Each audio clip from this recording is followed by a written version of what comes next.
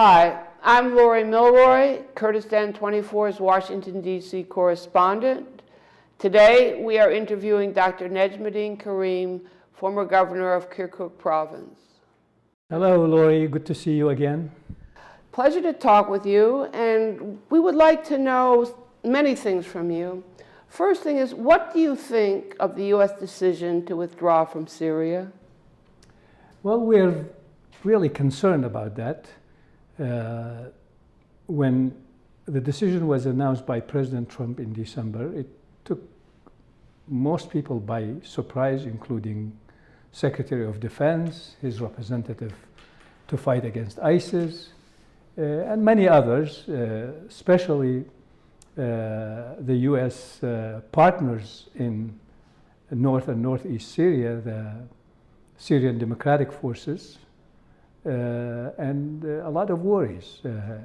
It wasn't clear how it happened. It wasn't clear when it will be done, and what will happen to the people who have paid with their lives.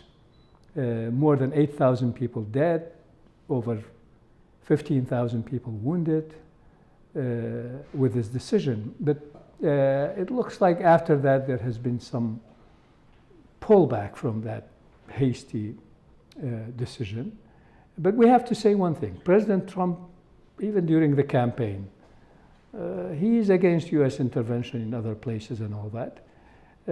But after he became president, actually the fight against ISIS intensified and took more forces to the region and more cooperation, arming the SDF and coordinating with them.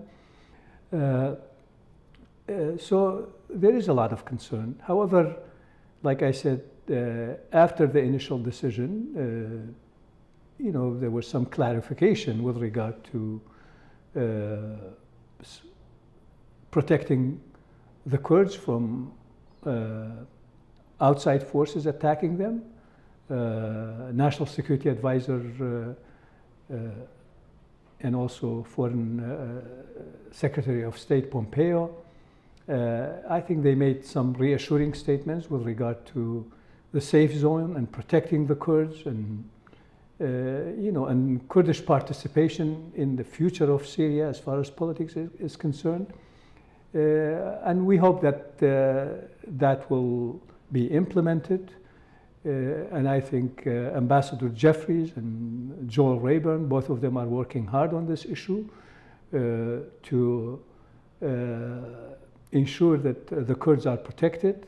Of course, we saw President Macron and other coalition partners all worried about sudden withdrawal without any plans for the future. And of course, one thing that's very important to know, not just in Syria, but also in Iraq, that ISIS has lost real estate and lands they were controlling, but ISIS very much is alive in both places, and by just leaving without any plan what to do in the future, I think it will emerge just like ISIS emerged after U.S. withdrawal from Iraq in 2011, because those issues remain unresolved today. Do you know that you helped, I would say maybe inform U.S. military officers in Iraq about what was going on in Kirkuk from our last interview? In fact, I asked U.S. officer who was doing a briefing via teleconference to the Pentagon Press Corps. I said, would you agree with Dr. Najmaldin Karim about the nature of the insurgency in Kirkuk? It's all locals. And he told me, oh no, it's a whole mix of things and the key is ideology. And usually I'm very polite with them, but I said, I will send you the interview. I did, and they thanked me for it. Very, very politely they thanked me for it. Do you stand by your statement to us last time that the insurgency in Kirkuk province is locals? Not just in Kirkuk, in most of Iraq, particularly in Kirkuk and Salahuddin province, and also in Diyala province. They are local. They are a bunch of other organizations that used to carry out terrorist activities against U.S. personnel, against the people of Iraq, the people of Kurdistan. These were Al-Qaeda, Ansar al-Sunnah, Naqshbandis, and some other groups. When ISIS came, they all band together under ISIS. Now they are still working as ISIS, but they may also diverge again and go back to the same groups that they were before. So General And by the way, they are definitely local. They are definitely local. There is no argument about that because we saw them during the fights in 2014, 2015, when the Peshmerga forces were attacked, Kirkuk was attacked, and we saw the dead, and actually even their relatives were claiming some of their bodies. That is very important. General Jack Keane, who you know is retired as Vice Chairman of the U.S. Army, he gave an interview over the weekend in which he said that ISIS had a phase 2. They did not sacrifice all of their fighters. They have preserved half of them, and they've gone underground, and they will reemerge as a terrorist network if the U.S. withdraws too quickly from Syria. It made me think of your comments. Is it possible to hide 30,000 foreign fighters in areas of Iraq and Syria, given that there are local communities there and people know one another? Well, you see, the reason, first of all, I want to say that General Keane, whom I have met, has been a great and very astute observer of what goes on in Iraq and Syria with regard to terrorism. So I think it's very important that people pay attention to what he says. Having said that, I think the cause, that what caused ISIS to come and what caused Al-Qaeda and other groups to be there is still there.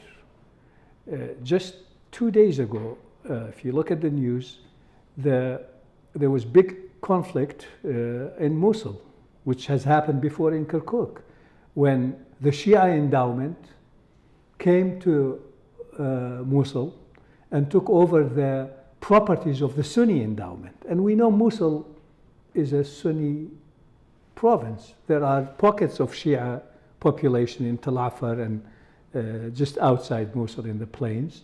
But other than that, it's entirely a Sunni province. And the endowments are Sunni endowments.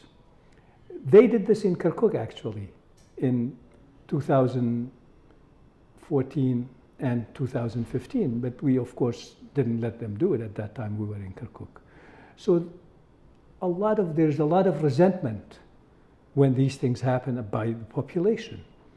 The same thing with regard of presence of militias in the places where Daesh used to be, and and the excesses that goes with that, including looting, kidnapping for ransom, killing people. All these are happening, and there's a great risk of this thing emerging again unless the policy changes. There is no change in policy, actually. Some Sunni figures have sold themselves to the militias and to Iran, and they deal with them, but the general population is different. Then perhaps you would agree with what General Michael Hayden told us at one point. And he's, former CIA director, former NSA director, and he suggested that there needed to be, you have to do away with Sykes-Picot, an entire reworking of Iraq and Syria, so that there was a region that represented the Kurds, a region that represented the Sunnis, and a region that represented the Shia. Do you think that General Hayden is correct on that? Well, General Hayden was a CIA director, and he has been working on intelligence for this country for many years, and very respected person with a lot of knowledge. I think he's not the only one who said that. Even though he may have forgotten by now, Vice President Biden wrote his famous article with Leslie Gelb in 2006 that was published at that time, calling basically to have a weak central government in Iraq and have 3 like Confederate states actually and with an ATM, so everybody can draw from it. That means, you know, oil revenues and other revenues that come in. So this Iraq has not worked. This Iraq has not worked since it was created. Even the first king of Iraq complained in his letter to Percy Cox, writing that you gave me a country that nobody has allegiance to. Shias are Shias, Sunnis are Sunnis, and Kurds are Kurds.